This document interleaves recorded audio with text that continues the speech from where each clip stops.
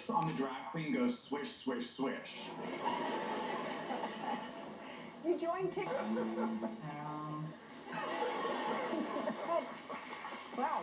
I didn't know that book, but that's a catchy one. I like that tune better. Actually, until the very end, I thought he was being intentionally funny. Like it was just a joke saying that he's gonna raise his kid to be gay until he comes out of the street. Like I thought it was just being tongue in cheek, and it was lighthearted and it was a good interview.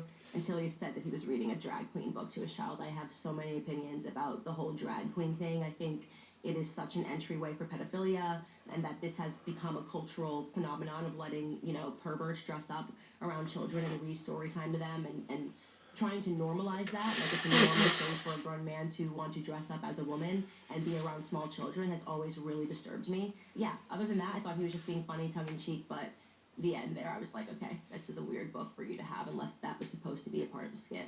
Actually, yes, I do, and it's kind of weird because just... She looks normal. My family and I were talking about that and how if we had another baby, say like tomorrow, that we would probably not gender that baby until they were old enough to decide on their own what they felt like. It's just, you can look at that person and see if this is not a person that's mentally stable because you just don't make yourself look like that unless you have issues. You just don't. I'm sorry. And people that are trying to pretend that that's normal, oh, I'm just like, I just don't conform to standards. It's like, no, there's something wrong with you. You're actually screaming for attention. That's also a reason why you're deciding that you don't want to gender your child, because you're screaming for attention. You want people to know that you're not being normal because you desperately seek some attention. And unfortunately, when you're using your child as a conduit to that attention, you're also causing harm.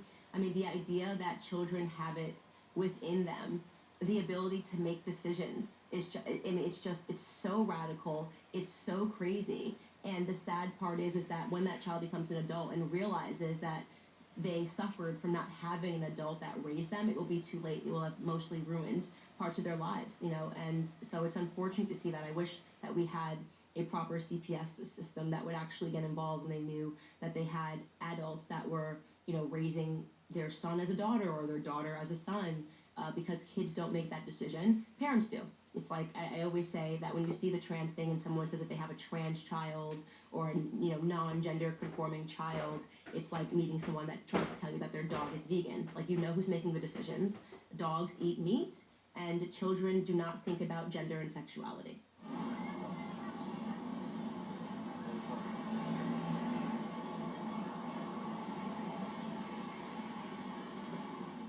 Okay, so these are the kids that are being segregated and forced to eat outside. This isn't really bad parenting. It's an extension of bad government policy, backed up by parents who would ever allow this to happen to their children. I can't even wrap my head around me being okay with this. Sending my child to school and learning that they're eating outside. They have a virtual 0% of catching COVID and dying from it, rather. I just can't imagine what parents have been this adaptable to what really is just tyrannical policy that's ultimately dehumanizing your child. So the circumstances make no sense to me. It's horrible, and it's something that all parents across the nation should be standing up against. I think, as a final thought, that shame works and that parents should feel free to comment to other parents that what they're doing is disturbing. I think the reason why this has become so popular online and we're seeing so much of this is because the parents that are raising their children correctly are silent because they're so fearful that, I just don't want to be that parent at school, or I don't want to be that parent that is told that they're not accepting because my child is a non-conforming, trans robot. You need to stop worrying about acceptance and actually start thinking about the society that your child is going to be forced to grow up in. And so find your voice, say that you find to be disturbing. And in most circumstances for me, like I would report, I honestly report half of the things that I see to police officers, to child protective services, because it's really alarming to me that child abuse has become mainstreamed.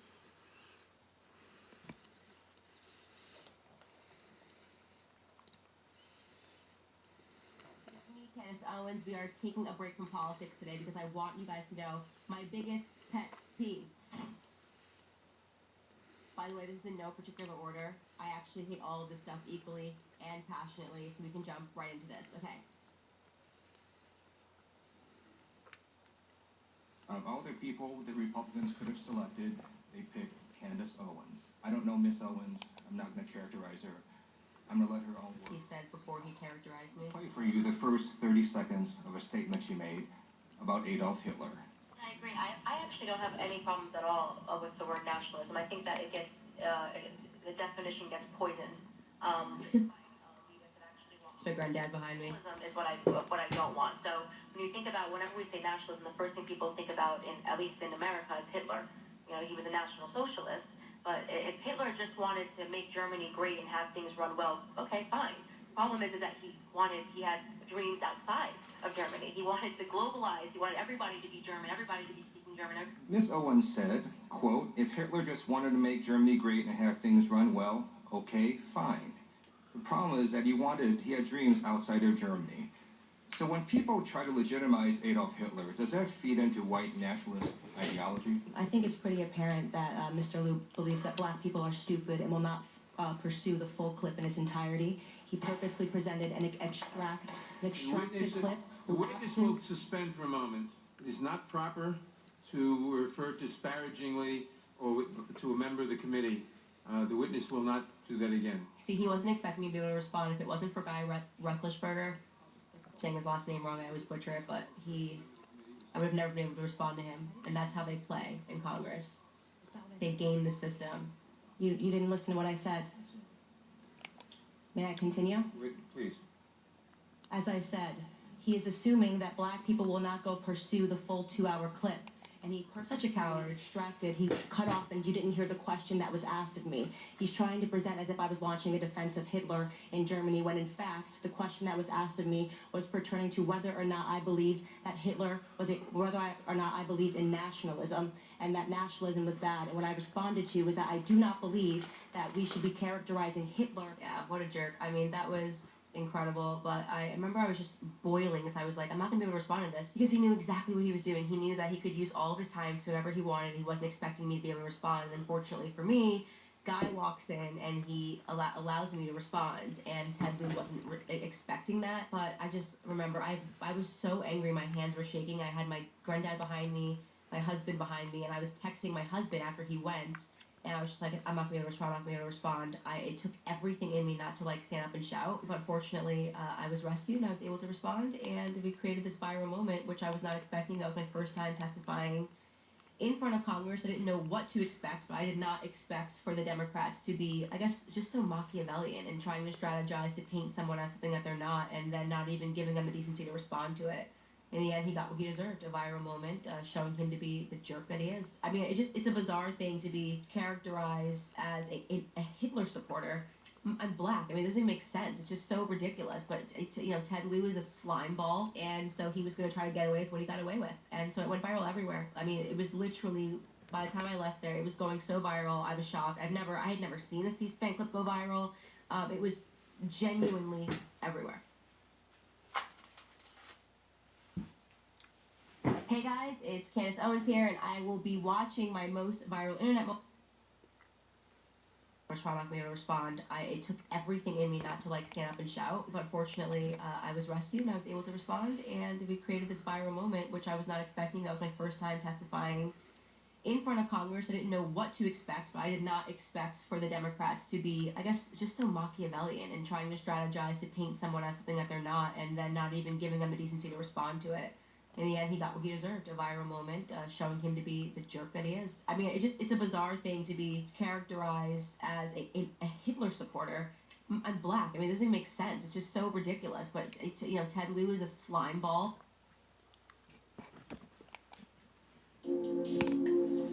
Culture.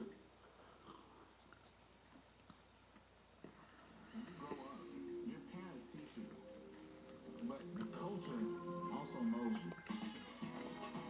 I love Blazers events. My favorite thing is just to see everybody there happy and uniting. Nobody is crying about racism or crying about being a victim. There's a bunch of people that think we're all great. Blazit helps me to get my music to more people, help me reach more people with my message, with the music that I make. And most rap music now is about killing, drug dealing, being drug addicts, being depressed. There are songs that make you want to go commit suicide.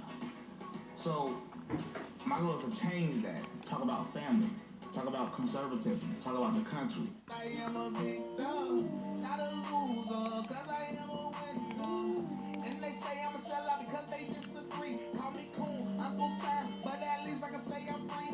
listen to my music, I like it. just not pay attention, it sounds like something on the radio. You could easily mistake it for some negative song. But if you listen to what is in the music, Yeah, I it's got all some positive. reggae It's in about it. not being a victim. It's about being a victor. It's You like a have to appeal to reggae culture. rap mix How do or you do something. that? Well, you embrace culture, but you don't have to embrace the same message. Ooh, ooh, ooh, ooh, ooh, ooh, ooh, ooh. I was about to head to dinner, but I decided to hop on my live because I know I'm about 3 hours late, that 50 Cent basically just posted on his Instagram and Twitter a couple of hours ago that he's voting for Trump, and the reasons why, quick little screenshot he put of the tax rates that are going up in various states and what it would look like under Joe Biden, which is something like 60% in New York, 62% in California. I mean, these numbers are insane. You've never seen them. I really quickly want to just say something to defend 50 Cent because I am just seeing so much ignorance in his comments from majority of black people saying they're done with him and it's because he's rich and he's betrayed them. No, it's because he's smart and you're not, okay? And I'm going to explain to you now what you don't understand about what he's saying because tax cuts are not for the rich, and this is what happens. This lack of understanding is what happens when a school system gets washed of actual education. So instead of learning about taxes and about tax revenue and tax rates and how it works, you guys are learning about Black Lives Matter and white privilege and why you should be sad because you're black and how it hurts and here's your safe space. None of you are learning anything. You have no idea what you're talking about. You are really just give yourselves an old school no fives, okay? If you actually believe that Joe Biden is only going to raise taxes for people that are making more than $400,000, because what it shows is that you have to be extremely ignorant about economics, okay? Just extremely ignorant about economics. So first and foremost, there's a packet that I want you to read, an essay by Thomas Sowell called Trickle-Down Economics and Tax Cuts for the Rich. I have it somewhere behind me. I'm going to grab it in a second so you can go read it and understand what tax cuts for the rich actually means. Because it's the only thing that actually helps poor people with their taxes. Poor people pay less taxes, okay, when rich people pay less taxes. Let me explain to you how that works, okay? Yeah, but they don't get any tax write-offs. That's the part you're missing. That are hiking taxes right now are saying, I'm not paying taxes. Now, when they say that, they're not saying that bluffing. They're literally moving, picking up, and leaving the state. So let's just walk through a common sense scenario for you. Let's say the state decides that it needs to collect a total of, let's make it an easy number, $100,000 in taxes in the state of California, okay? And let's say that state keeps raising and raising taxes on rich people, and rich people finally say, you know what, I'm leaving the state, right? So if you think that you're going to just tax rich people 90% and they're going to stay in the state, you're an idiot. Rich people are the ones who can afford to leave the state, okay? So let's take California right now, for example. The Daily Wire, they employ 75 people. Ben Shapiro, they pay massive amounts of tax in California. What happened? California taxes got too high and they just announced that they're leaving and moving to Nashville. That means they're not going to be the one paying that figurative that I just made up, $100,000 in tax revenues that the government needs to collect, right? Same for Joe Rogan. Joe Rogan had enough of California. He moved to Texas, where there is no income tax. Tennessee, Nashville, there is no income tax. So rich people have the option to pick up their entire families and companies and leave, okay? So they've reached the point of no return. Same for Charles Schwab, a billionaire, right? Lived in California forever, his whole life. All of that money you're actually collecting from a billionaire in your state. California got out of hand, so what did Charles Schwab do? He picked up Schwab Corporation and he moved it to Texas where there was no income tax, right? That's the end of that story. Elon Musk say he's picking up and leaving Tesla because of taxes and COVID-19 restrictions. That's the end of that story.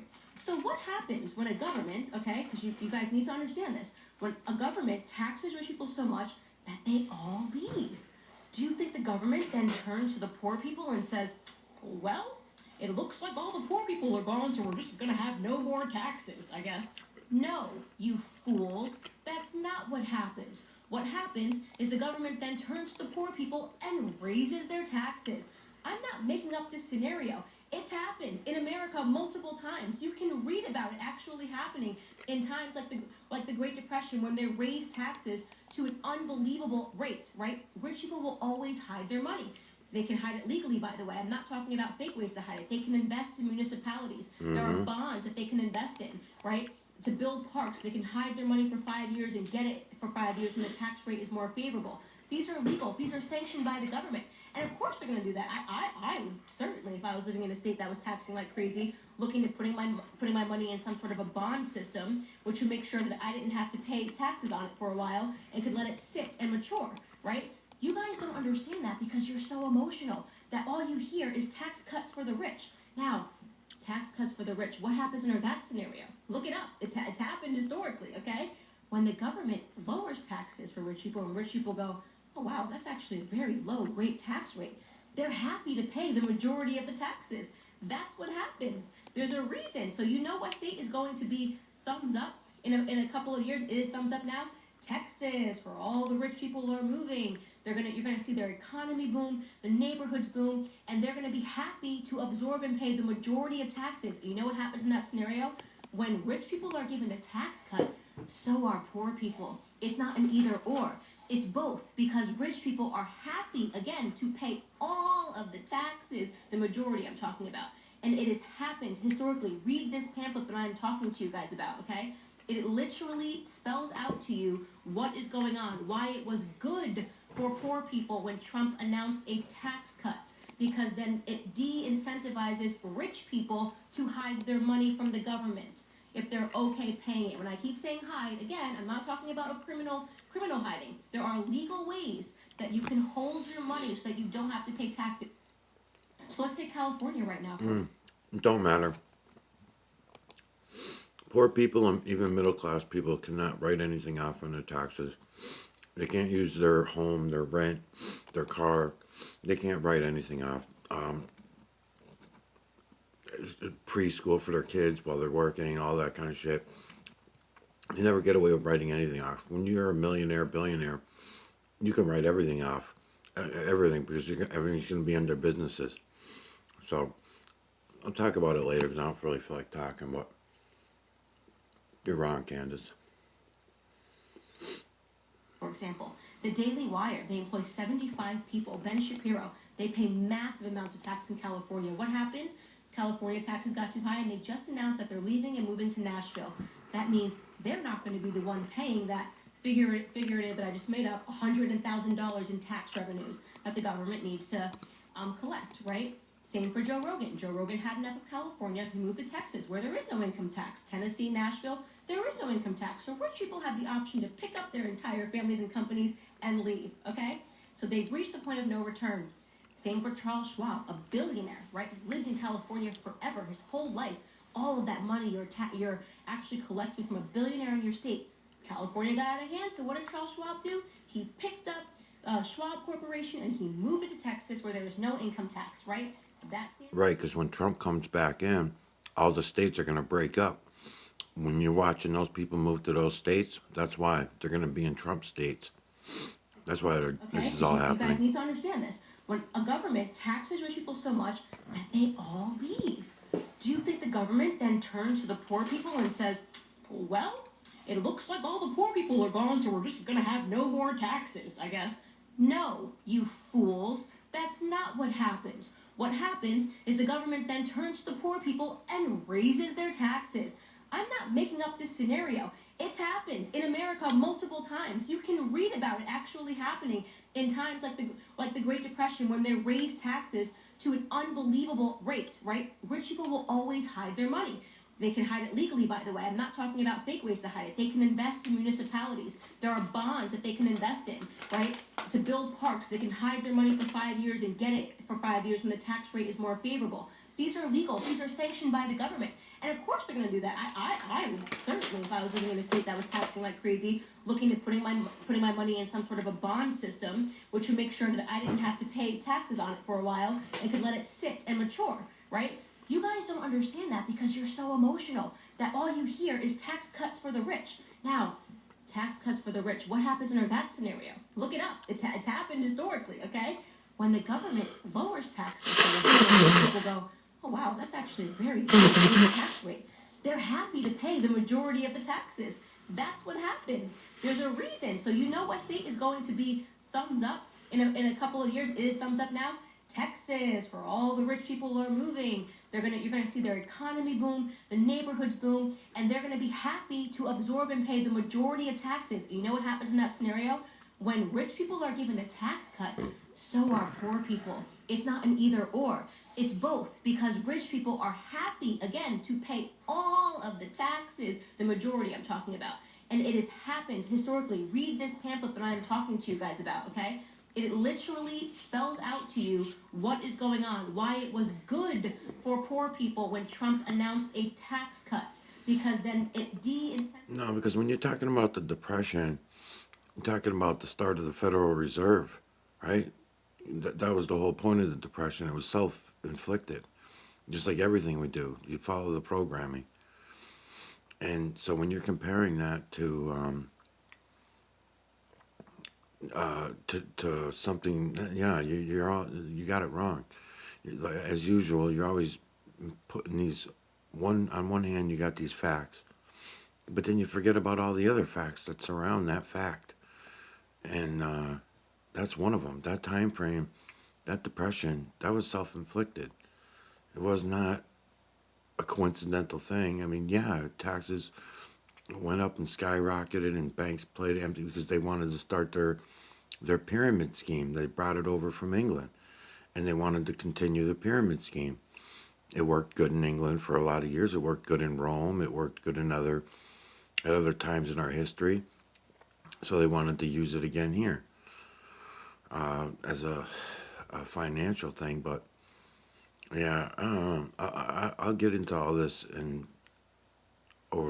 through the series, and not really today, but just listening to you talk, I got to stop here and there. I really don't. I'm not here to be your friend. I'm never like, I really hope everybody wants to be my friend. I really don't. I want to be smart. I want to be smart and I want to be successful. So I study this stuff. So I read these books on economics so I can understand why it works this way.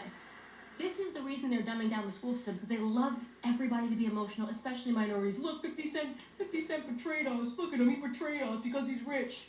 No, he didn't betray you. The school system betrayed you. The school system failed you. The fact that you don't know this and you're coming to my Instagram to learn it, that is what's failed you. Be upset that they're talking about removing more academics and they keep wanting, we're going to teach race sensitivity. Tell them to teach you economics, okay? So you understand this. So you don't let somebody slick talk you like Joe Biden into accepting higher tax rates, because that's going to happen in all of your states if he wins. That's what's going to happen across the entire country if he wins. The rich people are going to move, the rich people are going to hide their money, and poor people are going to be stuck paying it. The end.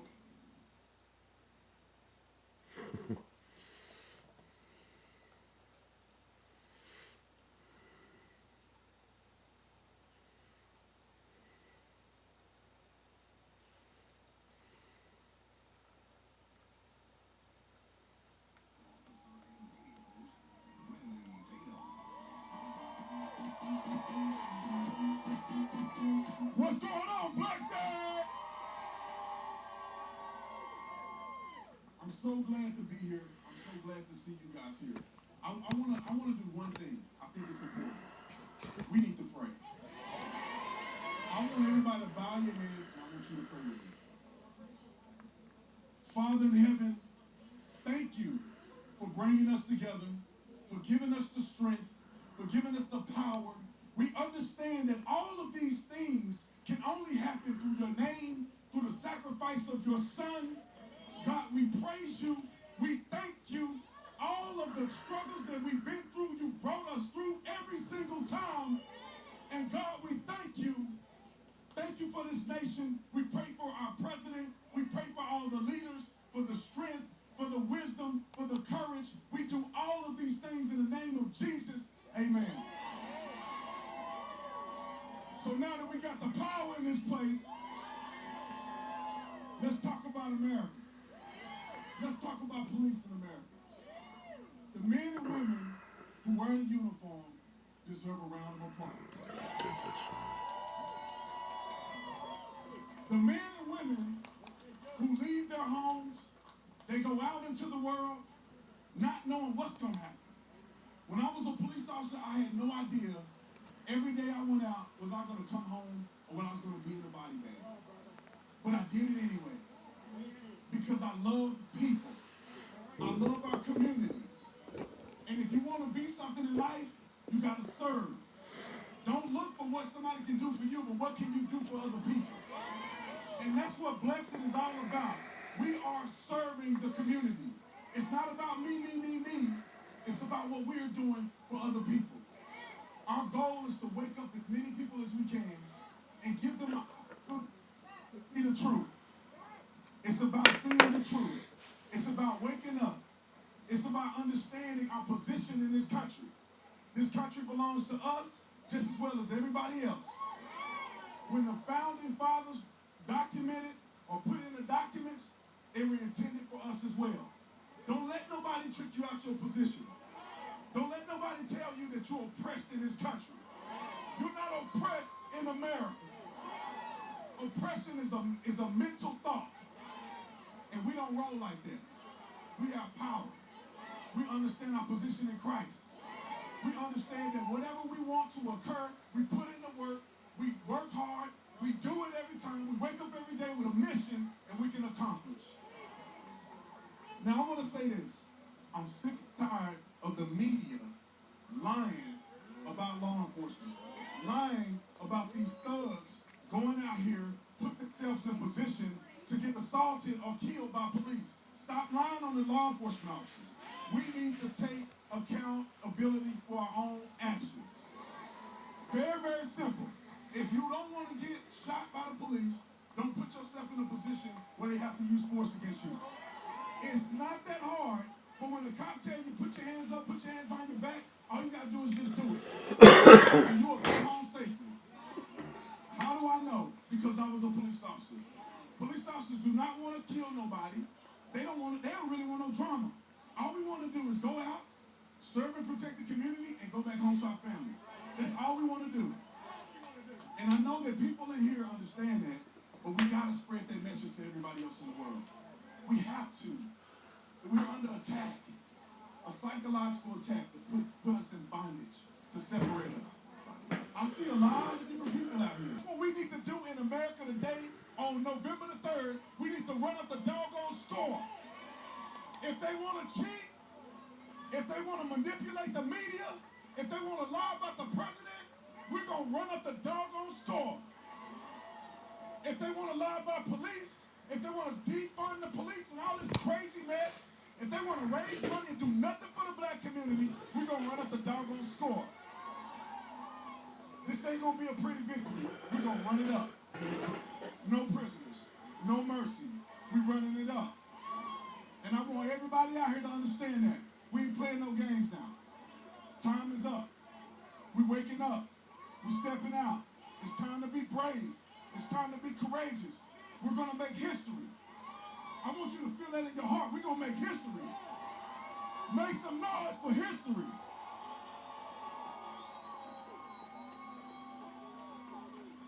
That's how we built. So from now on, that's how we built. We're going to run up the score. We're going to be courageous. We're going to tell our neighbors about this. Don't be afraid. Don't be afraid of what you believe. You stand strong on that thing.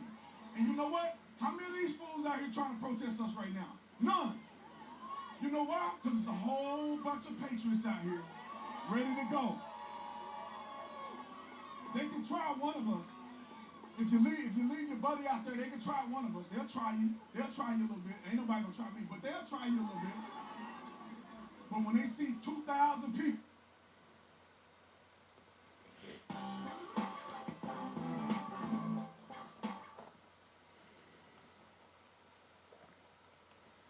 on Friday, we talked about Harry Styles' Vogue cover. He's the first guy to grace the cover solo.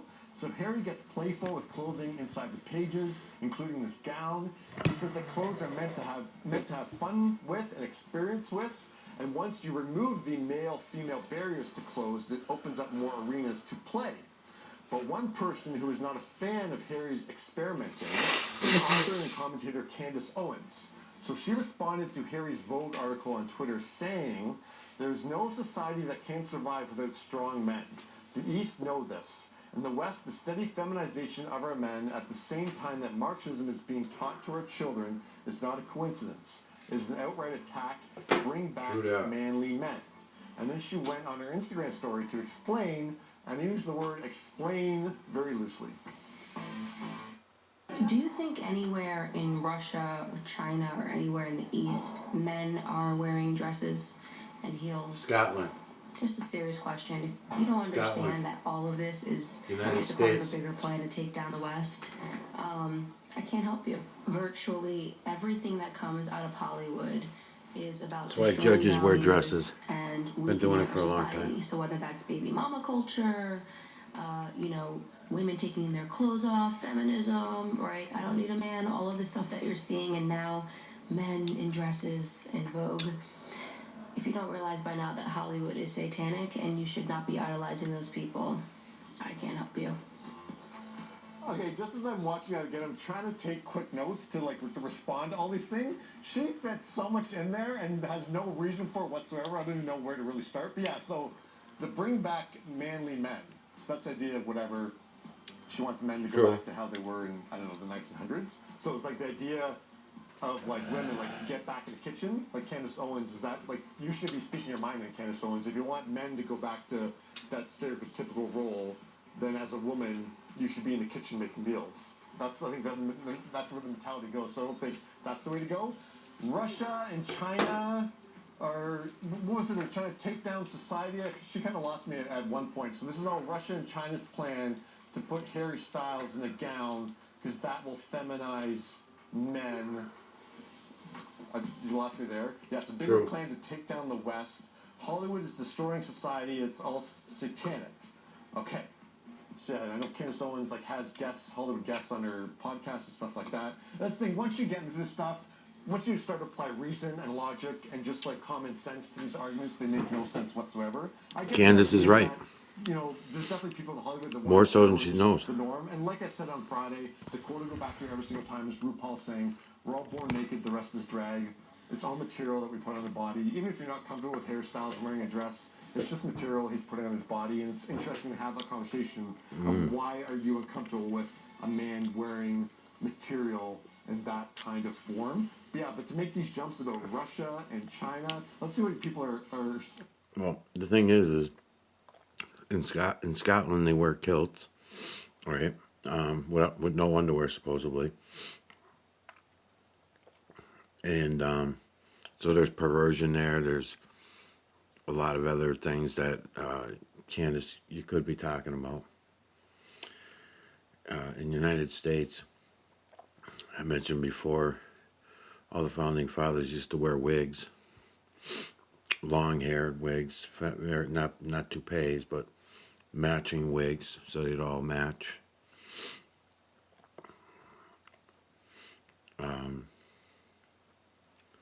It's all over the place. It's been there all along. I like going back to the old television shows, like I said, Three Stooges and shows like that. And when you see that they were even doing the cross-dressing thing in every television star, they always got to do it. It's been going on forever.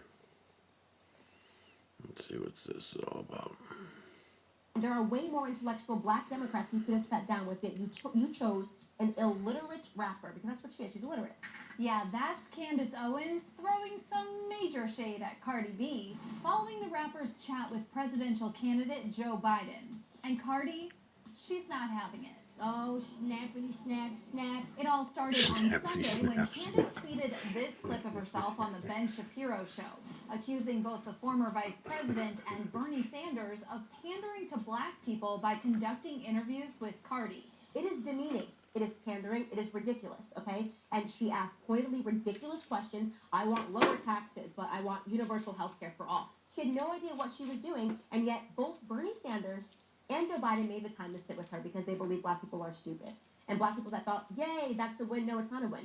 Yeah, she didn't sugarcoat it. It is one of the biggest insults. And Cardi, who has opened up before about English not being her first language, fired back on Twitter, writing in part, quote, "I don't want to argue with you, Candace. I really don't have the time. I honestly just feel sorry for you." But that's not all Cardi had to say to the conservative commentator. Not even close. Quote, "You are encouraging millions to vote for a man who laugh every time a black man gets killed by a cop and tell millions of Americans to drink bleach." Trump didn't even have you talking at the Republican convention. He thinks you're dumb. Oh, yes, honey. Candace responded, claiming that she turned down making an appearance at the Republican National Convention. I get tired of your commenters and your fans saying, oh, she's clout chasing. I'd be clout chasing if I was challenging you to a rap battle. I'm not doing that. You're in my area. You're in politics. You're embarrassed because you realize you know nothing about anything when you're on Twitter. Candace did an 8-minute-long IGTV in response to Cardi on Sunday. You're only upset because people are telling you on Twitter that you got dragged, because you did get dragged, because you are uneducated when it comes to politics. Candace also mocked Cardi for asking Biden about lowering taxes while also wanting free universal health care. Cardi clarified in a later tweet that she wants her taxes to go to causes she cares about, like education. And that's when Cardi took the feud to Instagram Live. Why wouldn't Joe Biden sit down with me, Cardi B? I have millions of followers, and I pay millions in taxes. I'm heard all around the world. So just like I can make people pop their and have a good time and make them feel like a bad bitch, I could also encourage millions of followers to go vote. And I don't know what black man broke your heart that you hate your kind so much. Once the dust seemingly settled, Cardi reflected on the feud and tweeted that she hates arguing with people, adding that she didn't even really know how they started fighting in the first place. As for Candace, she felt like she walked away from the beef victorious. Quote, she is still tweeting about me. I broke Cardi B. Of course, all this comes after Cardi spoke to the 77-year-old politician in August as a part of her feature in Elle Magazine's September issue. We may be related or something. Yeah, Cardi B and Joey B. Cardi didn't hold back, sharing the issues that are important to her. And racism always have existed, but I feel like right now there's just a lot of tension, and we need somebody to clean that. I'm just so tired of it.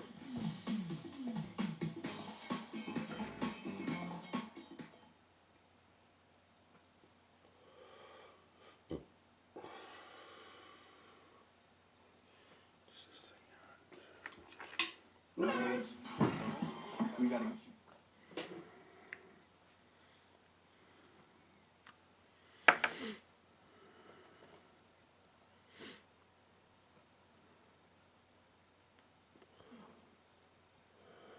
Reaction, the host of Candace on the Daily Wire. Candace Owens, along with Fox News contributor Leo 2.0 Terrell.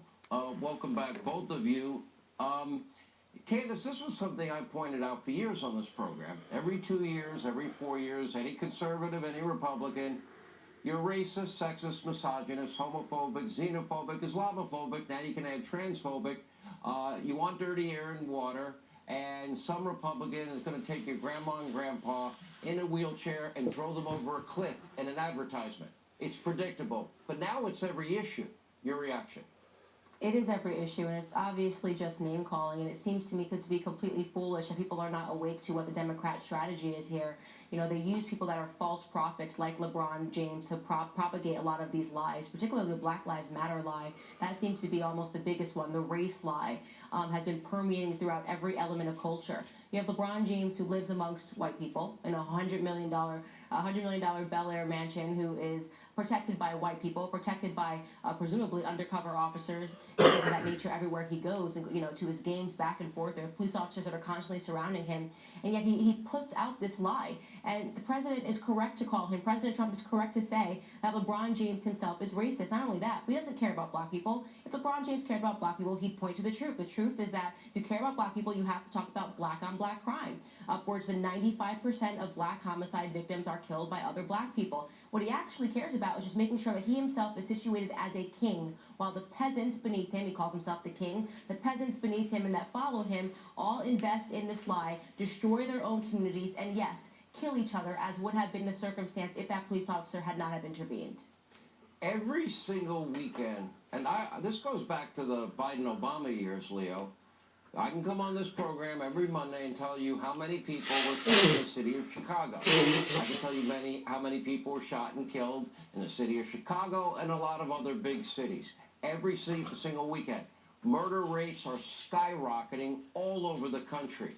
This defund the police, dismantle the police, it's not working. Why don't we ever hear the names of all the people shot every weekend?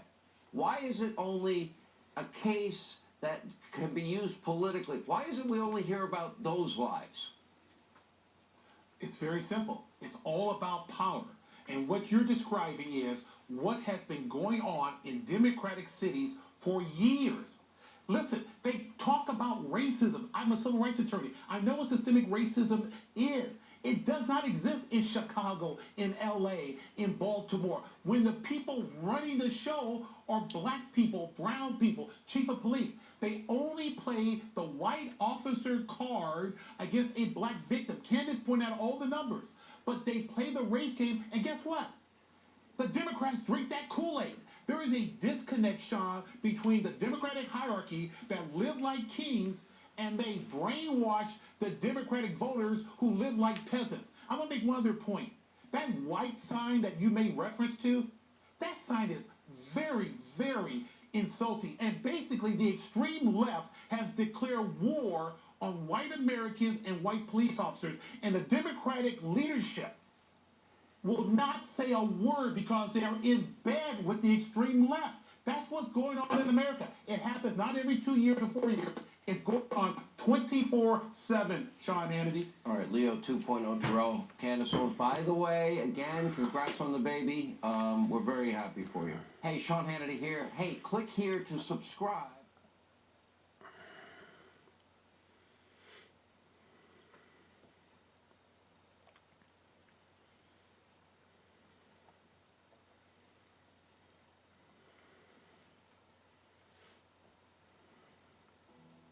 Last night I showed you how the left ate up another potential racial situation. It ended up being a racial hoax, we think.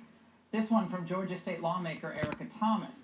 Now, after their dishonest spin fell apart when Thomas's alleged harasser, Eric Sparks, turned out to be a Cuban Democrat, doesn't like Trump or Republicans, part of the anti-Trump resistance, well, it turns out Thomas changed her story. But yesterday, Thomas changed her story back again. If you're confused, so are we. I want to make sure that everyone knows that in any way am I backtracking on my statement or am I retracting on anything that I said. It's when he said and made a reference to, go back where you came from. He said it right after he said, no, I know you people.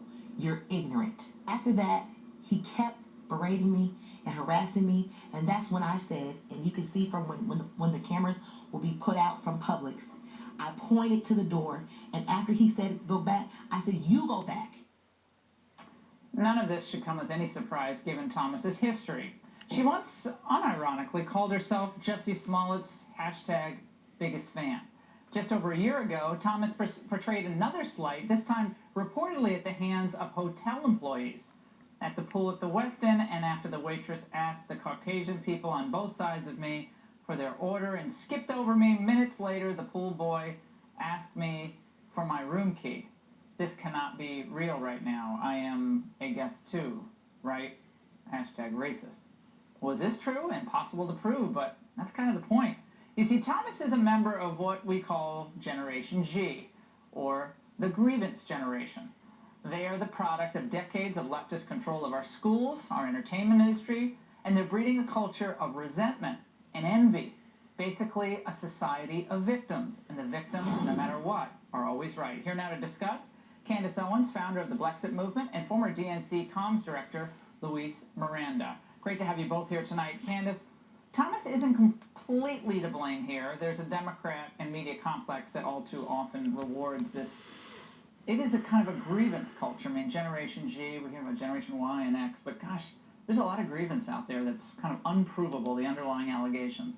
Right, you know, in many ways, she is a victim of the culture, and I've said this over and over again ad nauseum, which is just that victimhood has become almost a mental plague upon Black America in particular, because that word racism is being so overused that society is becoming desensitized to it, and we actually can't even recognize it when it actually exists. We think everything is racist.